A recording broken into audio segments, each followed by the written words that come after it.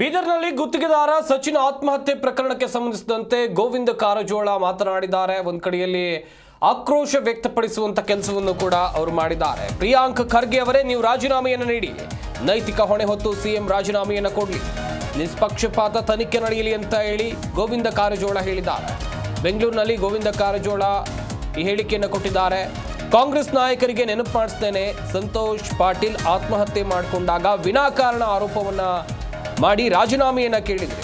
ಪ್ರಿಯಾಂಕ್ ಖರ್ಗೆ ಅವರೇ, ನೀವು ಯುವಕರಿದ್ದೀರಿ, ರಾಜಕೀಯದಲ್ಲಿ ನಿಮಗೆ ಸಾಕಷ್ಟು ಅವಕಾಶಗಳಿವೆ, ಏನೇ ಇರಲಿ ನಿಷ್ಪಕ್ಷಪಾತವಾಗಿ ತನಿಖೆ ನಡೆಯಲಿ, ನೀವು ರಾಜೀನಾಮೆಯನ್ನು ಕೊಡಬೇಕು, ನೈತಿಕ ಹೊಣೆ ಹೊತ್ತು ಸಿದ್ದರಾಮಯ್ಯ ಕೂಡ ರಾಜೀನಾಮೆಯನ್ನು ಕೊಡಲಿ ಅಂತೇಳಿ ಗೋವಿಂದ ಕಾರಜೋಳ ಒತ್ತಾಯವನ್ನು ಮಾಡಿದ್ದಾರೆ.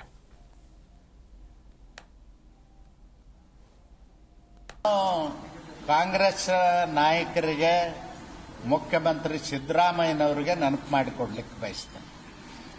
ಬೆಳಗಾವಿಯಲ್ಲಿ ಸಂತೋಷ್ ಪಾಟೀಲ್ ಅನ್ನುವನ್ನ ಹುಡುಗ ಕಾಂಟ್ರಾಕ್ಟರು ಅಲ್ಲ, ಅವನು ಕಾಂಟ್ರಾಕ್ಟರ್ ರಿಜಿಸ್ಟ್ರೇಷನ್ನೂ ಕೂಡ ಇರಲಿಲ್ಲ. ಅಂತ ಒಬ್ಬ ವ್ಯಕ್ತಿ ಆತ್ಮಹತ್ಯೆ ಮಾಡಿಕೊಂಡಾಗ ವಿನಾಕಾರಣ ಈಶ್ವರಪ್ಪನವ್ರ ಮೇಲೆ ಆರೋಪ ಮಾಡಿ ಅವ್ರು ರಾಜೀನಾಮೆ ಕೇಳಿದ್ರಿ. ನಮ್ಮ ಪಕ್ಷ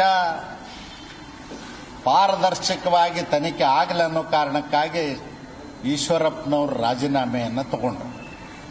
ಅದು ನಿಮಗೆ ಮಾದರಿ ಆಗಬೇಕಲ್ಲ, ಅದು ನಿಮಗೂ ಅನ್ವಯಿಸ್ಬೇಕಲ್ಲ.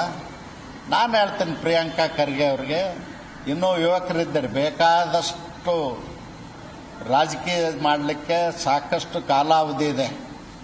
ನಿಮ್ಮ ಮೇಲೆ ಆಪಾದನೆ ಬಂದಿದೆ, ನಿಷ್ಪಕ್ಷಪಾತವಾದಂಥ ತನಿಖೆ ಆಗಲಿ ಅಂತೇಳಿ ರಾಜೀನಾಮೆ ಕೊಟ್ಟು ಒಬ್ಬ ಮಾದರಿ ರಾಜಕಾರಣಿ ಆಗಬೇಕು ಅಂತ ಒತ್ತಾಯ ಮಾಡ್ತೇನೆ. ಅದರ ಬಗ್ಗೆ ನಾನು ಹೆಚ್ಚಿಗೆ ಮಾತಾಡೋದಿಲ್ಲ.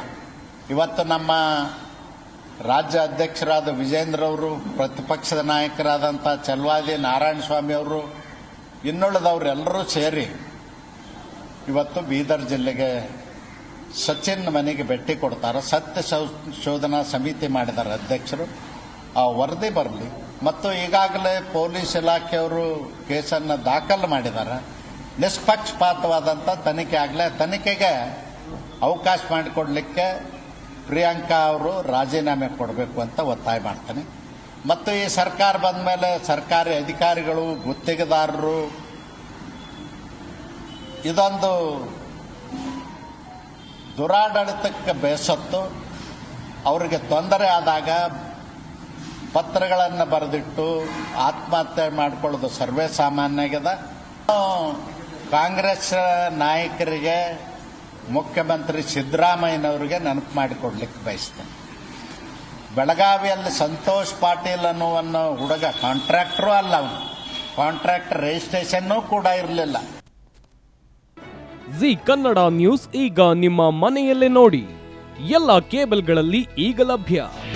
ನಿಮ್ಮ ನೆಚ್ಚಿನ ಜಿ ಕನ್ನಡ ನ್ಯೂಸ್ ಈಗ ಸನ್ ಡೈರೆಕ್ಟ್ ನಲ್ಲಿ number 292, Tata play number 1664, Jio TV number 1334, NXT digital number 30, in cable number 30, city networks 51, U digital number 162, GTPL number 17, Rockline telecommunications number 42, Shri Basaveshwara cable number 168, rural cable network 60, Vinayaka digital 57, Abhishek cable 821, city channel 53, Siddeshwara cable network 57, V4 digital Infotech 628, Surya digital networks 53, Gajanan digital number 836, Malnad infotech private limited number 56, metro cast number 830, victory digital number 167ರಲ್ಲಿ ನೋಡಿ ಆನಂದಿಸಿ.